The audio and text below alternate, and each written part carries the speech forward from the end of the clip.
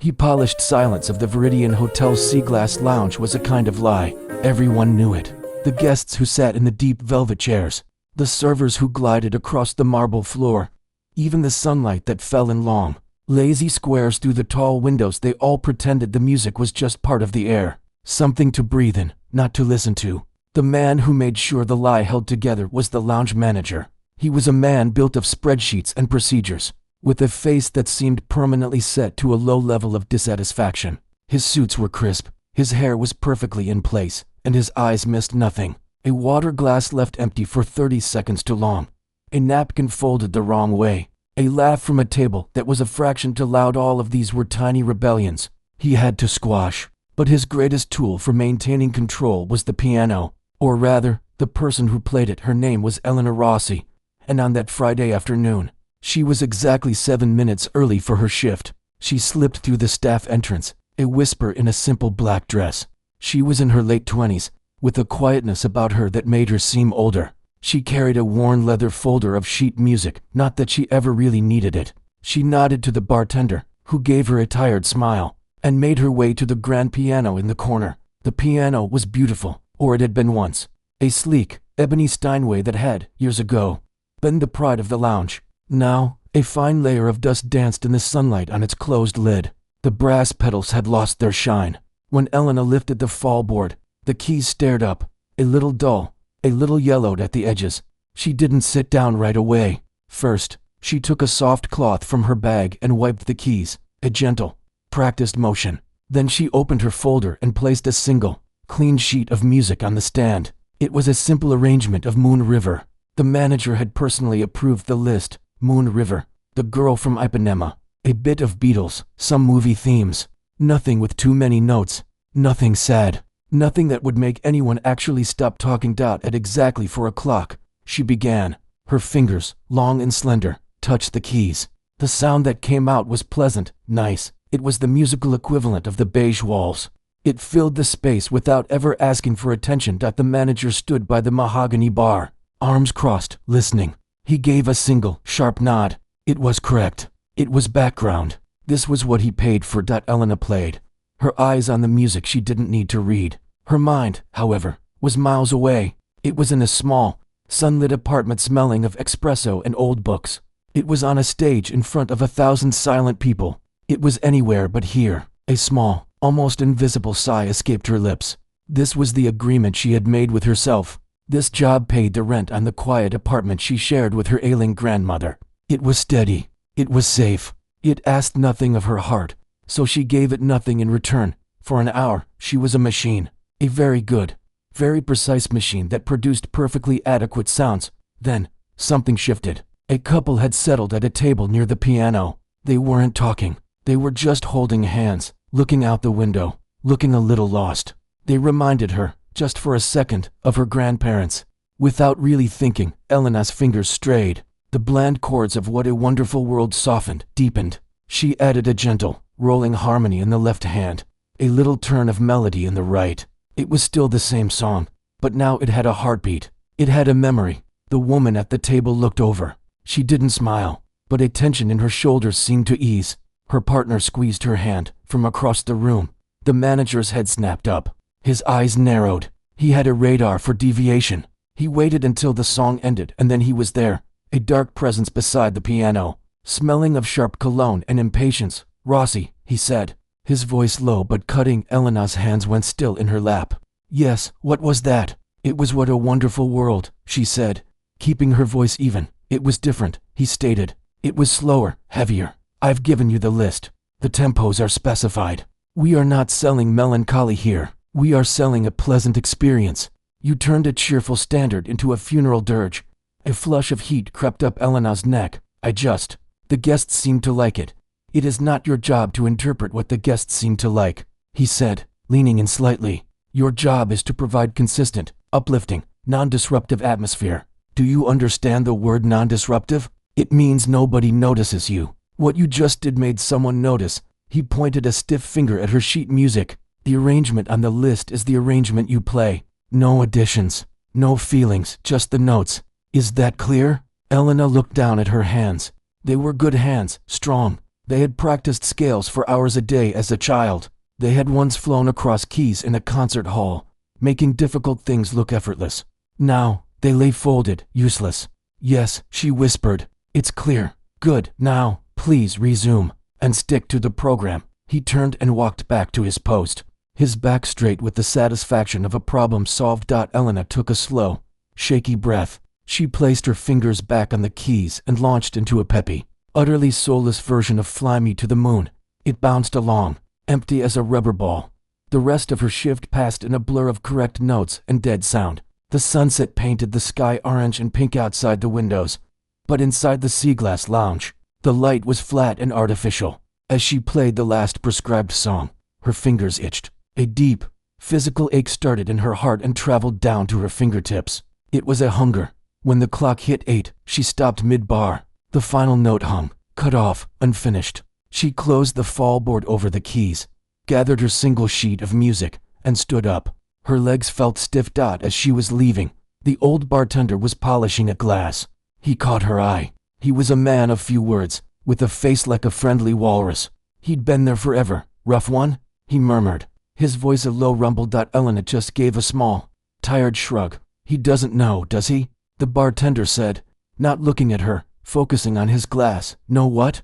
The bartender finally glanced at her, his eyes kind. What you can really do. I've seen your hands. Those aren't background music hands. A lump formed in Elena's throat. She shook her head. It doesn't matter. It might, he said cryptically, then went back to his work. See you Sunday. Elena walked out into the cool evening air. The city sounds were loud and real, honking cars, snippets of conversation, the thump of bass from a passing car. It was a relief after the stifling, perfect silence of the lounge. She walked to the small, modest apartment she shared with her grandmother.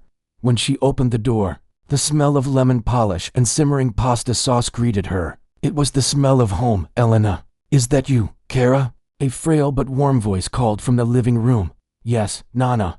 Her grandmother was sitting in her favorite armchair by the window, a crochet blanket over her knees. Her eyes, clouded by age but still sharp, studied Elena's face. You look tired. The piano, it was not good today. Elena bent to kiss her soft, wrinkled cheek. The piano is out of tune, Nana, and the manager. He has very specific ideas. Her grandmother chuckled, a dry, papery sound. Managers.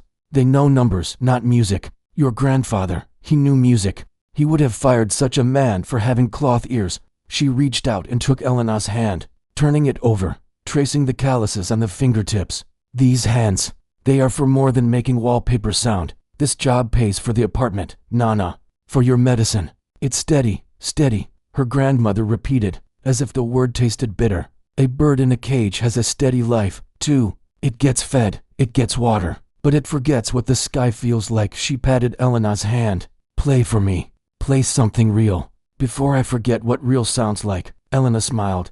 The first real smile of the day. She walked to the small, upright piano that was squeezed against the wall of their living room. It was an old, humble thing. The wood scarred, some of the keys chipped, but it was perfectly, lovingly tuned. She didn't open any sheet music. She just sat, let her shoulders drop, and closed her eyes for a second. When she opened them, she placed her hands on the keys, and she played. It wasn't Moon River. It was Chopin, a nocturne, full of longing and moonlit beauty. The notes flowed out of her, liquid and aching and alive. They filled the small apartment, weaving around the furniture, touching the photographs of her family, of her grandfather at his own piano. Her body moved with the music, a gentle sway she never allowed herself at the hotel. Her face, which at work was a mask of calm, now showed everything: the sorrow, the passion, the incredible, soaring joy of creation. Her grandmother listened, her eyes closed, a small, peaceful smile on her lips.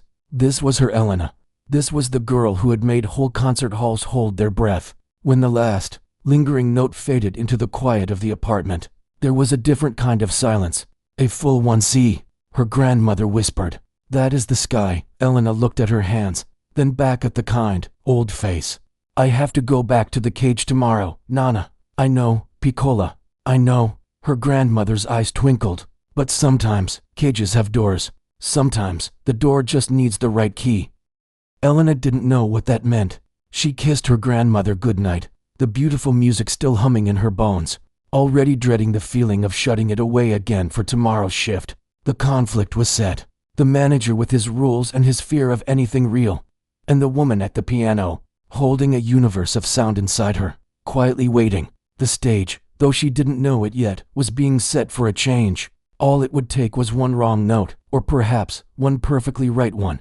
The next day, the air in the Sea Glass Lounge felt different.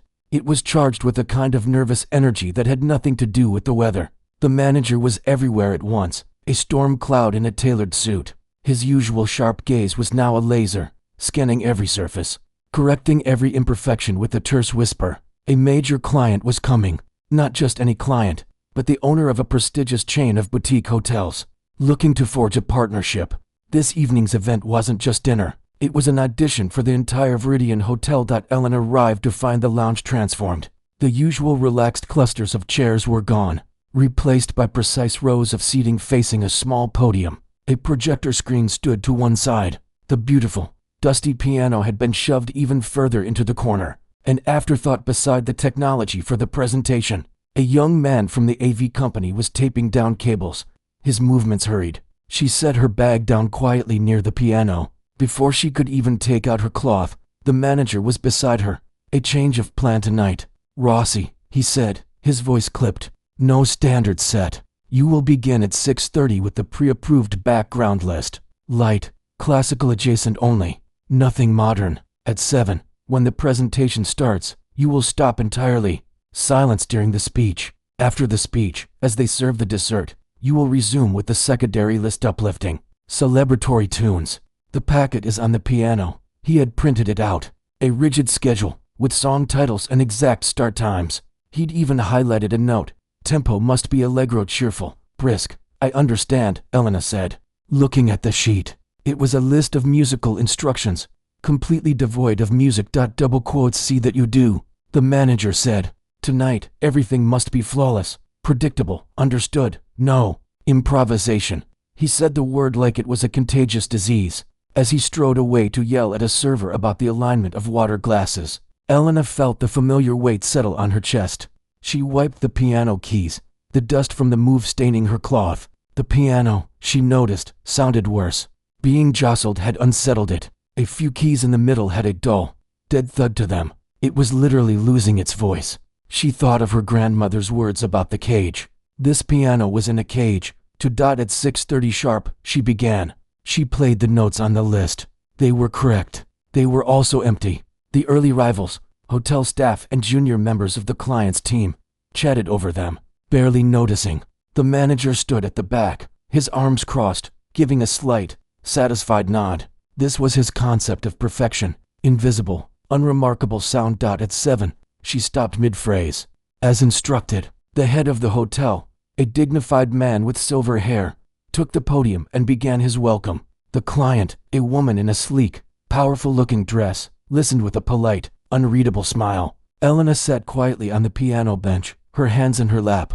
She listened to the speech about synergy and unparalleled guest experience. She watched the slideshow of pristine rooms and smiling faces. Her eyes wandered to the client's face. The polite smile never wavered, but Elena saw something else, a flicker in the woman's eyes, a hint of boredom, a tiredness. She'd seen this all before. This was not impressive. It was expected. The manager watched the client, too, and he saw the same thing. A knot of anxiety tightened in his stomach. This wasn't working. The event was perfect, and yet it was falling flat. He needed a moment of magic, something to make them remember the Viridian, and he had no idea how to conjure it. The presentation ended to polite, unenthusiastic applause.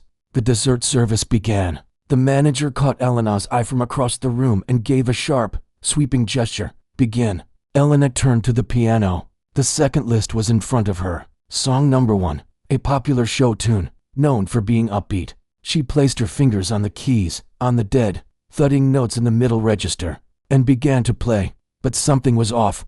The dead keys made the simple melody sound broken, wrong. She tried to compensate, to play around it, but it threw her off.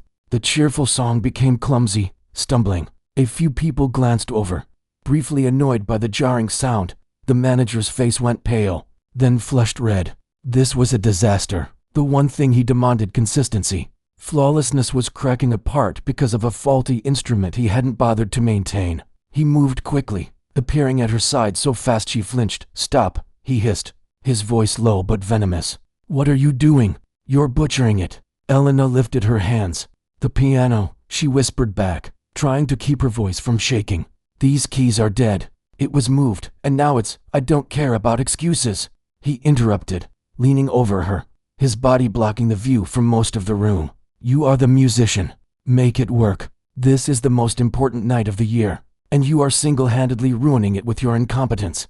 The word incompetence hung in the air between them. It was a slap. All the weeks of being treated like a machine, of swallowing his condescension, of silencing the music inside her, rose up in a hot, sudden wave. Her voice, when it came, was quiet but clear. It wasn't loud, but it had a solidness that made him pause. "I am not incompetent. This instrument is broken.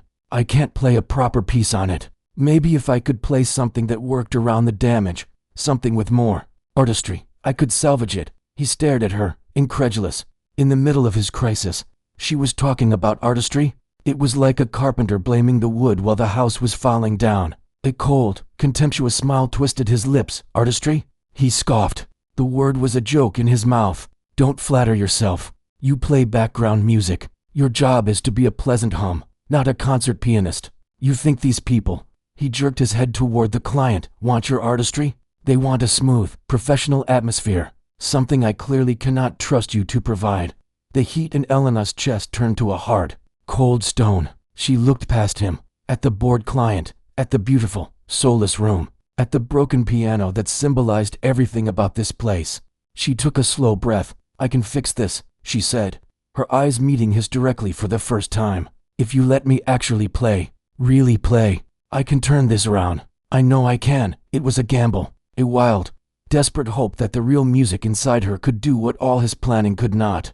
He leaned closer, his voice dropping to a venomous whisper meant for her ears only. He was putting her in her place, once and for all. "Let you play. You think your little piano tinkering is the solution here? Your playing is what caused this problem."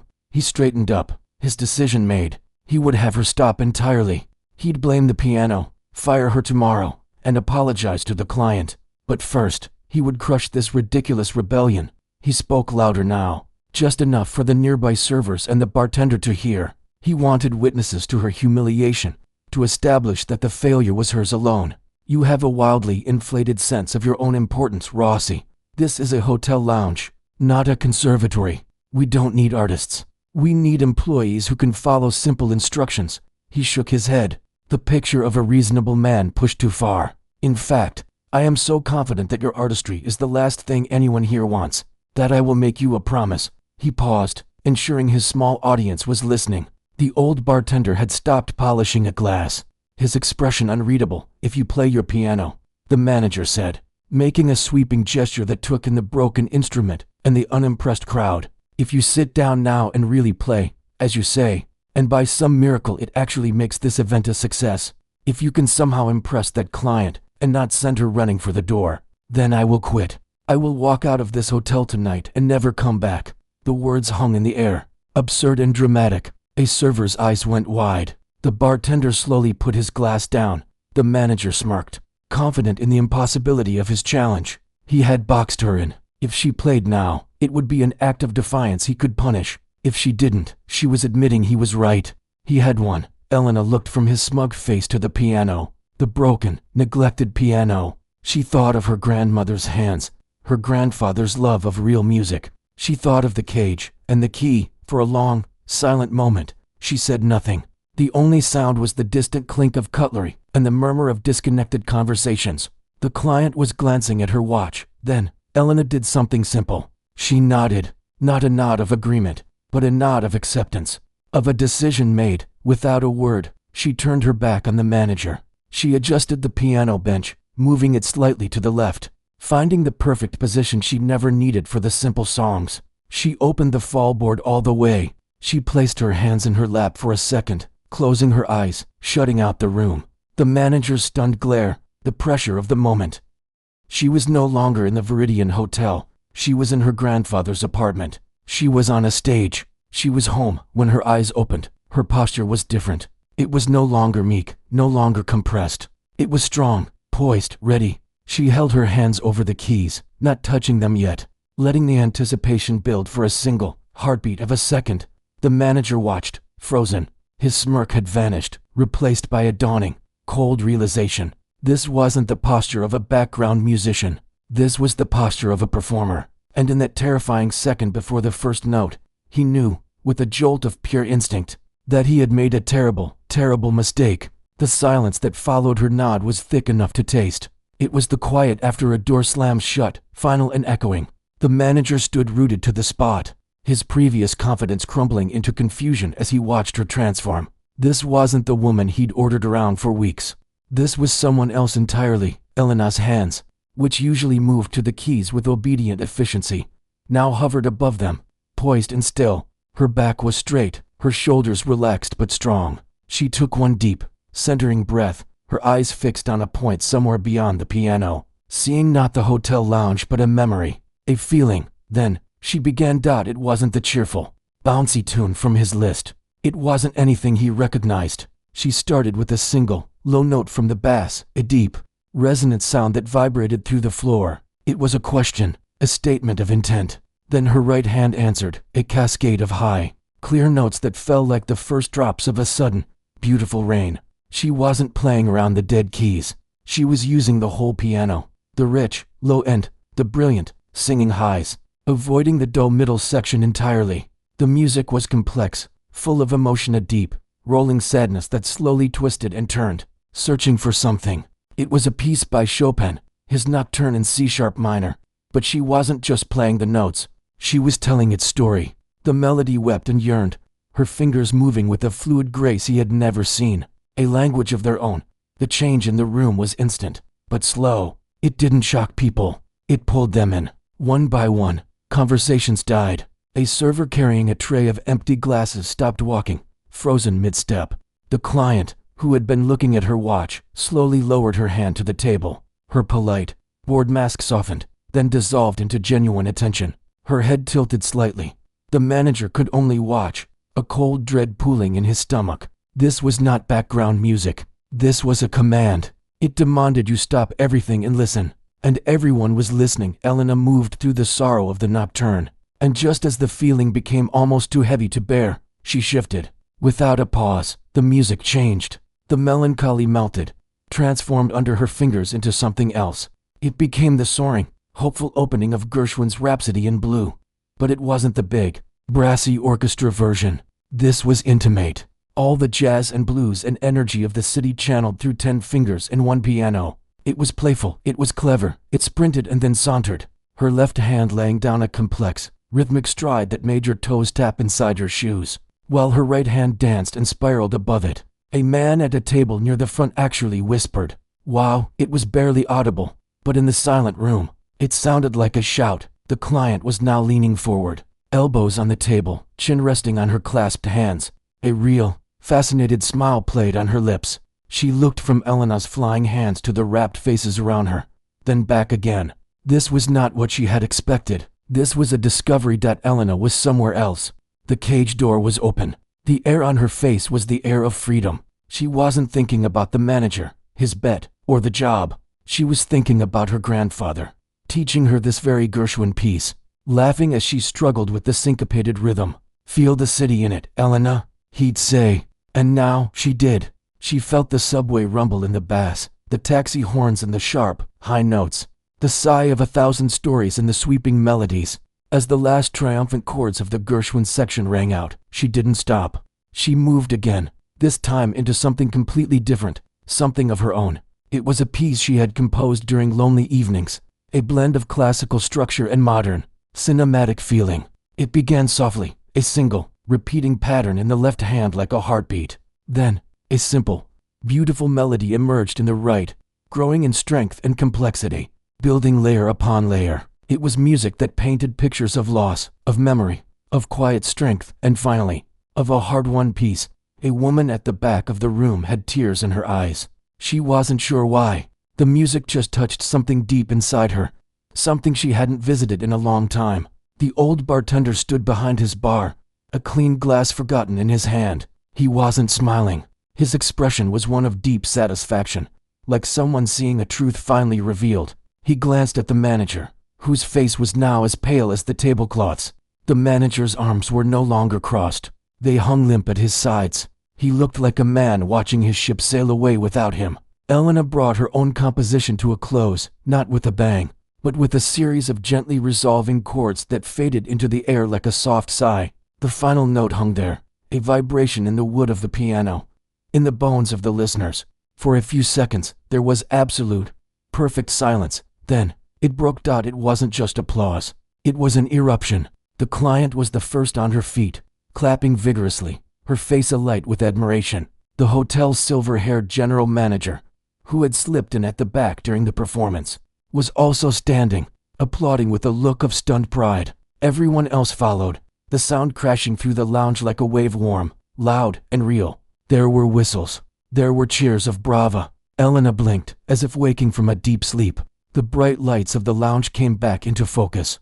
The sound of the applause hit her, a physical force. A flush rose to her cheeks, not from embarrassment, but from a flood of feeling she had locked away for months. She slowly rose from the bench and gave a small, humble bow of her head, her hand resting lightly on the piano for support.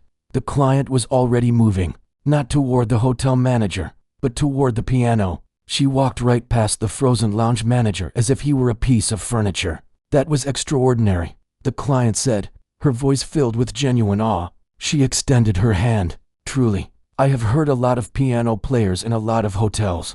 I have never heard anything like that. What is your name?" "Elena," she said, shaking the woman's hand, her own still trembling slightly from the exertion. "Elena," the client repeated, as if committing it to memory. "You have just defined unparalleled guest experience for me better than any presentation ever could. That was art, that was soul. That is what makes people remember a place." She turned to the hotel's general manager, who had joined them. "This young woman is your secret weapon. Why have you been hiding her in the corner?" The general manager, a kind-eyed man, looked from the brilliant client to the pale lounge manager, and finally to Elena. "A very good question," he said, his voice calm but firm. He smiled at Elena. "Thank you. That was a gift to all of us tonight." The manager watched the scene unfold from 5 feet away. He was invisible. The success of the event, the thing he had staked his job on, was happening without him. It was orbiting entirely around the woman he had just bet his career against. The applause, the praise, the client's beaming face, it was all a verdict, and it was unanimous. He had lost. As the crowd began to murmur again, the energy in the room warm and excited, the old bartender finally moved. He walked around the bar with a slow, deliberate pace and came to stand beside the manager. He didn't look at him. He just stared ahead at Elena, who was now talking softly with the client. His voice, when he spoke, was low and gravelly, meant only for the manager's ear. "You never asked, did you?" the bartender said. The manager didn't respond. He couldn't. The bartender continued, his tone not unkind, just stating a fact he'd known for a long time. "She's Elena Rossi, won a big piano competition when she was just a kid. The kind they make documentaries about. She teaches master classes at the conservatory downtown. She plays here on weekends because her grandmother is sick, and the insurance is good, and it's close to home." He finally turned his head, his eyes meeting the manager's shattered gaze. "She wasn't hiding it. You just never thought to ask what was in the room with you." The bartender gave a small, almost imperceptible shrug and walked back to his station, leaving the manager alone with the wreckage of his own arrogance. The words sank in, each one a heavy stone. A competition, master classes, a virtuoso. He had treated a concert pianist like a disobedient child. He had mistaken profound skill for incompetence. He had, in his drive for control, tried to silence a voice that was meant to fill halls, and in doing so, he had made the one mistake from which there was no coming back. He looked at his hands. He looked at the name tag on his crisp suit jacket. The noise of the successful party swirled around him, but he stood in a silent, cold bubble of his own making. The bet wasn't just a foolish challenge anymore. It was a contract, and everyone had heard him sign it. The applause finally settled into a warm, buzzing hum. The party had found its center, and that center was no longer the presentation screen or the podium. It was the piano. Guests lingered, talking with more animation, glancing often at the quiet woman who had, just minutes before, held them all captive. Elena sat back on the bench, her heart still pounding a frantic rhythm against her ribs. The adrenaline was fading, leaving her feeling lightheaded and exposed, like she'd stepped out into the sun after years in a dark room. The client's words echoed in her ears. That is what makes people remember a place. The hotel's general manager was now deep in conversation with the client, their faces serious but smiling. He gestured toward Elena, and the client nodded enthusiastically. A decision was being made, and Elena was at the heart of it. The lounge manager watched this from his isolated spot. He felt like a ghost in his own domain. The bartender's words played on a loop in his mind. A competition, masterclasses. He had been managing a world-class musician as if she were a trainee who couldn't fold a napkin correctly. The shame was a hot, prickling sensation across his skin, but underneath the shame was a colder, more practical terror. The bet. He had said the words in front of witnesses. They weren't just empty air anymore. They were a debt, and it was time to pay. He saw the general manager excuse himself from the client and begin to move through the crowd, not toward him, but toward the bar, toward the old bartender. The manager's blood ran cold. The GM was gathering information. He was asking the one person who had seen everything, who knew the whole story. Unable to bear the sight, the manager turned and walked stiffly toward the staff hallway. He needed a moment, just a moment, to think, to breathe. He pushed through the swinging door into the quiet, fluorescent-lit corridor, the sounds of the party becoming muffled. He leaned against the cool wall, closing his eyes, trying to steady the dizzy feeling in his head. Inside the lounge, Elena was surrounded. A few guests came up to thank her personally. An older couple said her music reminded them of their honeymoon in Paris. A young man, looking a bit awestruck, asked if she had any recordings. She answered them all with a soft thank you, still reeling, her mind struggling to catch up with the reality of what she had just done. She looked for the manager, half expecting to see him storming over, furious. But he was gone. The spot where he had been standing was empty. For a flicker of a second, she felt a pang of something like regret. She hadn't wanted to destroy anyone. She had just wanted to play real music. But the memory of his scoffing voice, the word incompetence, hardened that feeling. He had made the bet, not her. The general manager finished his quiet talk with the bartender. The older man had spoken calmly, just stating facts. He hadn't needed to exaggerate. The GM's face grew more and more grave as he listened. He nodded, thanked the bartender with a pat on the shoulder, and then his eyes scanned the room. They found Elena. He gave her a small, reassuring nod and then looked toward the staff door where his lounge manager had disappeared. With a quiet sigh, the GM walked toward that door. He had a mess to manage. In a hallway, the manager heard the door swing open. He snapped his eyes open, straightening his tie automatically, falling back into the posture of an employee. When he saw it was the general manager, his brief hope that it was a server vanished. The GM's expression was not angry. It was disappointed. That was worst a word, the GM said, his voice low. He didn't wait for an answer, just turned and walked a few steps further down the hall, away from the kitchen noise to a small, quiet alcove where the staff lockers were. The manager followed, his shoes clicking on the tile, the sound too loud in the silence. The GM turned to face him. He didn't speak at first, just looked at him, taking in the pale face, the rigid posture. I just had a fascinating conversation, the GM began, first with our new best friend, the client. She is over the moon. She said the music was the single most impressive brand experience she's ever encountered. She wants to talk about featuring Elena in a promotional campaign for the partnership. He let that sink in. The manager's project, his big night, had been saved and turned into a triumph by the very person he'd tried to silence then. The GM continued, his tone turning cooler. I spoke with Leo at the bar. He told me what happened before the performance. He told me about the broken piano, about the ultimatum. He paused. He told me about the bet. The manager opened his mouth, a weak defense forming on his lips. Sir, it was a moment of high pressure. I was just trying to what? The GM interrupted, his voice still quiet but firmer. To humiliate a member of your staff? To stake your job on your ability to crush initiative? We are in the business of hospitality, of discovering and showcasing talent, not burying it in the corner because it doesn't fit a spreadsheet. He shook his head. Do you have any idea who that woman is? What she has accomplished? The manager looked at the floor. Leo told me, and yet, you treated her like a nuisance. You called her incompetent. The GM let out a long breath. The worst part isn't even your behavior. It's your judgment. You failed to see the incredible asset right under your nose. More than that, you actively tried to break it. In front of a room full of people, you challenged her, and in doing so, you challenged the entire principle of what makes a place like this special. The manager said nothing. There was nothing to say. The facts were an avalanche, and he was buried under them. The GM's expression softened, but only a little. It was the softness of someone delivering a necessary, difficult truth. I heard what you promised. Everyone in that corner heard it. I will quit. Those were your words. They were public, and they were specific. He looked at the manager, not with malice, but with a finality that left no room for argument. Sometimes, the GM said slowly, a leader has to know when to hold on. And sometimes, a leader has to know when a promise must be kept, for the sake of their own integrity, and for the health of the team.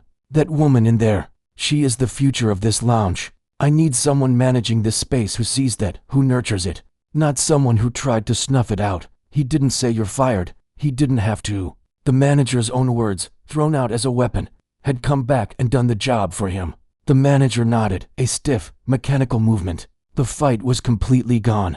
I understand, he whispered. Collect your things from the office, the GM said, his voice returning to a more businesslike tone. Leave the keys and your Narrated with Leo. I'll have HR contact you in the morning about the formalities.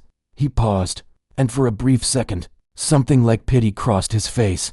I wish you better judgment in your next endeavor. With that, the general manager turned and walked back toward the swinging door, back to the warmth and light and success of the lounge. He left the manager standing alone in the fluorescent glow of the hallway for a long time. The manager didn't move. The muffled sound of laughter and music from the party felt like it was coming from another planet. He thought of all the hours he'd spent in this hotel, polishing his perfect, silent world, and in one night, a few minutes of real, beautiful, uncontrolled sound had blown it all apart.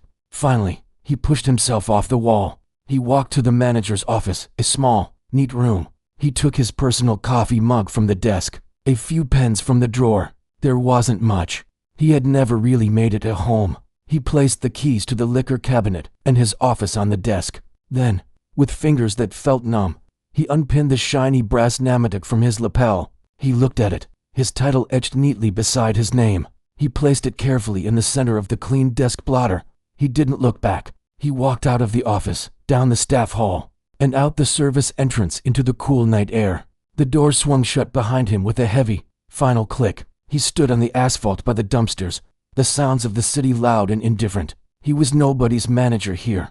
Back inside, the party was winding down. The client had left with promises of contracts and excited talk. The guests were filtering out. Elena was helping a server clear some glasses from the top of the piano. When the general manager approached her, Elena, he said, "Do you have a moment?" She followed him to a quiet table. He smiled, a genuine, warm smile. "First, thank you again. You turned a potential disaster into our biggest win this year." "I just played," she said softly. "You didn't just anything," he corrected gently. "You revealed yourself. And in doing so, you revealed what this place can be." He leaned forward. The manager won't be returning. His departure was effective immediately. Elena absorbed this. She felt no joy, just a strange, hollow relief. "I would like you to take over the musical direction of the Sea Glass Lounge," the GM said. "Not just as a pianist, as a curator. I want you to book other musicians if you wish. I want you to design the programming. I want that piano to be the heart of this room. And I want you to be its heartbeat. With a significant increase in pay, of course, and benefits." Elena stared at him. The cage door wasn't just open now. The cage was being dismantled, and she was being asked to help design a garden in its place. I would need to think about my schedule. My grandmother," she began. "We will work around it," he said without hesitation. "Family first. That's non-negotiable. This is about building something real, Elena, something with soul. Are you interested?" She looked at the piano, her piano now. She thought of her grandmother's face, of her grandfather's love of music. She thought of the sky, a slow, true smile spread across her face. The first unburdened smile she had felt in a very long time. "Yes," she said, her voice clear and strong. "Yes, I am very interested." The week that followed was a quiet whirlwind. The usual, tense silence of the Sea Glass Lounge was replaced by a buzz of a different kind. It was the sound of change, and it started with the piano. The day after the event, A team of piano technicians arrived. They were not the hotel's usual maintenance crew, but specialists from a renowned shop downtown, sent by the general manager himself. Elena watched, her heart in her throat, as they gently opened the great ebony case. They spoke in hushed, respectful tones, like doctors assessing a patient. "Beautiful old girl," the lead technician murmured, running a hand along the soundboard. "Just neglected. Needs a lot of love." For 2 days, they worked. They replaced the worn felt on the hammers. They meticulously tightened every pin, bringing the strings back into perfect harmony. They polished the brass pedals until they shone like liquid gold. The dead keys in the middle were brought back to life, their voices clear and round. Finally, they tuned it with a precision that made every single note, from the lowest growl to the highest chime, ring true and sweet. When they finished, the head technician gestured for Elena to sit. "It's yours," he said simply. She placed her hands on the keys. They felt different, alive. She played a single C major chord. The sound filled the empty lounge, rich, complex, and warm, vibrating in the air long after she lifted her fingers. It wasn't just in tune, it was transformed. A tear, unexpected and quick, escaped her eye. She was meeting the instrument for the first time. "Thank you," she whispered, not just to the technician, but to the piano itself. The general manager was true to his word. There was no new manager in the old sense. Instead, Elena met with him in his sunlit office, and they talked about music. He asked her questions. What did she feel the lounge could be? Who did she admire? She spoke, haltingly at first, then with growing passion, about creating evenings with themes: jazz on Fridays, classical storytelling on Saturdays, maybe even some nights for local composers. She talked about lighting, about maybe moving the piano to a more central place, about having proper silence before a performance began, so people would really listen. He listened, and he nodded. "Then that is what we will do," he said. "You have a budget. Talk to Leo at the bar and the head server. You're a team." It felt strange and wonderful. For so long, her only instruction had been to be invisible. Now, she was being asked to create a vision. Her first official act as the lounge's musical director was small but meaningful. She designed a simple, elegant sign on her computer at home. It read, "Evenings at the Seaglass, music with Elena." Beneath it, in smaller type, she listed the weekend's program: Friday, the American Songbook; Saturday, a night in Paris. The hotel's printing department made it into a beautiful standing sign, which was placed right by the entrance. The old bartender, Leo, gave it a long look when it was delivered. He grunted, which from him was a sound of high approval. About time this place had a name attached to something other than the wine list. He said. The news, of course, traveled home. Elena's grandmother listened as she explained the new role, the raise, the fact that she was now in charge. The old woman's eyes, clouded but sharp, watched her granddaughter's face light up in a way they hadn't in years. "So," her grandmother said, a slow smile spreading across her wrinkled face. "You found the key, I think," Elena said, taking her grandmother's delicate hand. The key was to stop asking for permission to use it. On Friday night, the lounge was different. Word had spread through the hotel grapevine about the pianist. The regular guests were curious. Some of the people who had been at the fateful event had made reservations, promising friends an experience. The piano sat not in the corner, but angled gracefully, a spotlight warming its polished wood. The rows of presentation chairs were gone, replaced by the usual comfortable arrangements. But they were fuller. Elena felt the nerves, but they were a good kind. They were the flutter before a performance, not the dread of a sentence. She wore a simple dark blue dress, one her grandmother said brought out the color of the sky just after sunset. At 8 o'clock, she walked to the piano. She didn't just sit down. She stood beside it for a moment, smiling at the room. A hush fell, not a forced silence, but an expectant one. People had come to listen. "Good evening," she said, her voice clear in the quiet. "Welcome. Tonight, we'll take a little journey through some wonderful American music." She began not with a Gershwin showstopper, but with a quiet, thoughtful rendition of "Somewhere Over the Rainbow," finding the profound hope buried in its simple melody. She talked a little between songs, just a sentence or two. "This next one," she said, "always feels to me like walking through city streets at night, with all the lights reflecting on the wet pavement." Then she played a sleek, cool version of Take 5. The audience was with her. They listened. They chuckled at a clever musical quote she slipped in. They swayed when she played a powerful, blues-infused version of "God Bless the Child." She saw a man close his eyes and just drink it. It was a conversation, not a monologue. She was sharing something, and they were receiving it. The old, empty feeling of playing into a void was gone. The music left her, touched the room, and came back to her as warmth and attention. It was alive. Halfway through the set, she saw Leo the bartender pause in his work, leaning on the bar to listen, a faint smile on his face. She saw the general manager slip in at the back, observe for a few minutes, and then leave with a satisfied nod. The lounge was full, not just with people, but with a feeling. The final chord of the night faded. The applause was loud, enthusiastic, real. People came up to her again, but it was different. They didn't seem surprised by her skill anymore. They were grateful for the journey she'd taken them on. "Thank you for the beautiful music," they said, and she could honestly reply, "Thank you for listening." Saturday night was the same, but the music was all French Debussy, Satie, Piaf reimagined.